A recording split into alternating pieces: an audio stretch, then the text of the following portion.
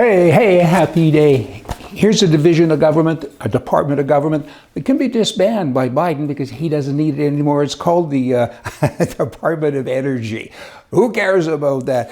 It was introduced way back, I think it was 1976, maybe 1977, and its purpose was to lessen the U.S. dependence on foreign oil. Biden didn't get the email, I guess, because of course he's working the other direction. But now, almost a half a century later, here's the budget for this department, $250 billion a year. That's $250 billion. That's kind of a lot of dough. It has in excess of 16,000 federal employees and approximately 100,000 contract employees. And look at the great job it's done. Biden, again, disbanded because you don't need it. You know, government, these are the same people, by the way. They're in charge of the banks, the health care, I guess, or whatever. What could possibly go wrong? Wow, just picture a train going really fast and there's nobody driving it. You got a whole bunch of track, but there is an end in sight. Crash. New York, the City Pride members there, they've got a lot of people angry at them, me included.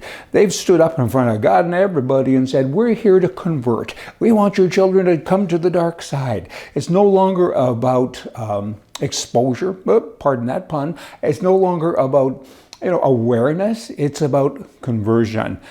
Watch us, like us, come over, let us help your brain. When you're little, we'll have books and pictures and we'll move you over to our side. And we have drag story hour and so many other things. What's it really called? How about evil? How about brainwashing? How about all you parents start to pay attention? Now, you have the prime mistake in Canada. He's weaponized his government. So is Biden. So is so many other countries. I get it, but let me target, pardon that pun, this guy. The prime mistake of Canada. He has weaponized his government against the citizens, right? Their employer, because the citizens actually are the employer and the prime mistake is the employee. That's supposed to be. He doesn't understand that part of it. It's like the union. A company hires you, brainwashes you, and then it's your job to hate your employer. You're supposed to go out and say, I won't do this and I won't help you. You're mad at them all of the time. They become the enemy. And that's what's happened here with government. Hey, all you citizens, fire these people, okay? Fire them. They're bad employees. Get rid of them. Because the government today, in so many countries, is like a union. They, I don't know, they can't get over themselves. They're turning on you and they make you turn on them and they work for you. I repeat, but I'm just trying to get it. Okay, let's get something straight right now. You have no right to be unoffended. You have a right to be offended all of the time. It's a price you pay for living in a free society. You must be offended because people don't always do things, pardon the wordage, right. They don't. They do them wrong. And you need to get in there and you need to fight back. Be offended, but when you're offended, act like it. If somebody throws a glass of water over your head, you're offended and angry, get angry. They're screwing up your country. Here's Saskatchewan, this is kind of cute. Here's a contract. A judge said, it's a contract. Two parties are going back and forth. I won't bother you with the whole story. And one guy sent that little thing, with a thumb up. And the judge said, that's a signature. That's an agreement. I wonder if that'll stand up under appeal.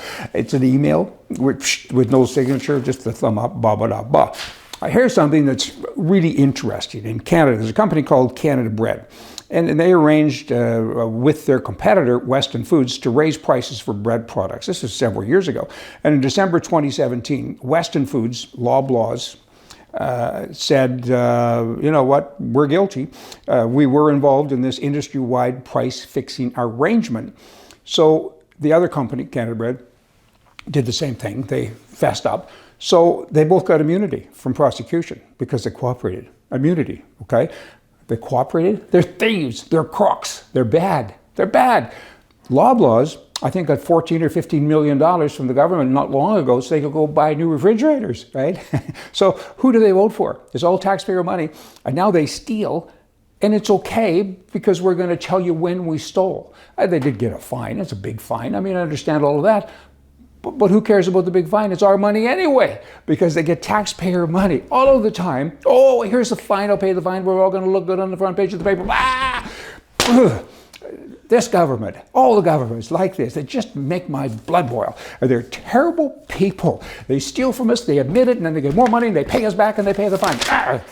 Trudeau and all you guys, you should be so far in prison, you got to be fed with a bloody slingshot. Ah!